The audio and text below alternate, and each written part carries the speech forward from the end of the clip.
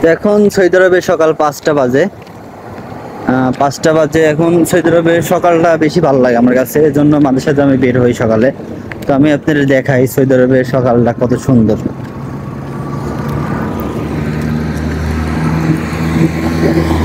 এটা হচ্ছে সকাল, এখনো রাইট জ্বলতেছে। তো আসছিলাম এই মসজিদে নামাজ পড়ছি। ফজরের নামাজ পড়ার পরে আমাদের কোম্পানিতে আর একটা রুম আছে, রুমে গেছিলাম, একটু আড্ডা মাড্ডা দিয়ে আইলাম। এখন যাচ্ছি আমাদের রুমে। তো আমাদের রুম হচ্ছে এই সামনে আমাদের রুম। আর এখানে আছে পেট্রোল পাম্প। আমি মাঝে সাথে আসি। সৌদি আরবের সকালটা অনেক সুন্দর লাগে আমার কাছে, কারণ বাতাস, ঠান্ডা বাতাস। আর দিন রোদ উঠে গেলে পরে তো অনেক গরম, মানে বিরক্ত লাগে, এত পরিমাণ গরম। আর দিনের বেলা আমরা ঘুমাই বেশিরভাগ সময়, কারণ রেস্টুরেন্টে কাজ করি আমরা, রাত্রে আমাদের ডিউটি বেশি, এই জন্য ঘুমাই। তো রাত্রে আমরা কাজ করি, দিনে ঘুমাই। তো এই জন্য আসলে বেরোতে পারি না দিনের বেলা, আর বেরোনোর ইচ্ছা হয় না, যেরকম গরম।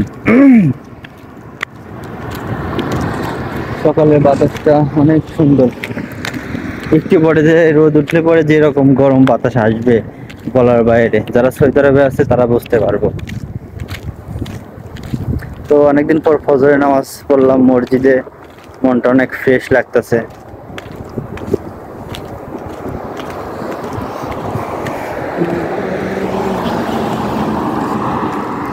দেখেন, শুধু সৌদি আরবে গাড়ি আর গাড়ি, চারিদিকে শুধু গাড়ি। গাড়ির দাম অনেক কম, এই জন্য সবাই গাড়ি ইউজ করতে পারে, শুধু সৌদি না।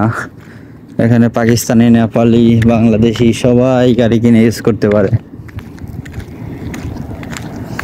আর সৌদি আরবে আবাসিক হোটেল, এই সামনে এটা হচ্ছে আবাসিক হোটেল। এখানে নতুন, এখনো চালু করে নাই।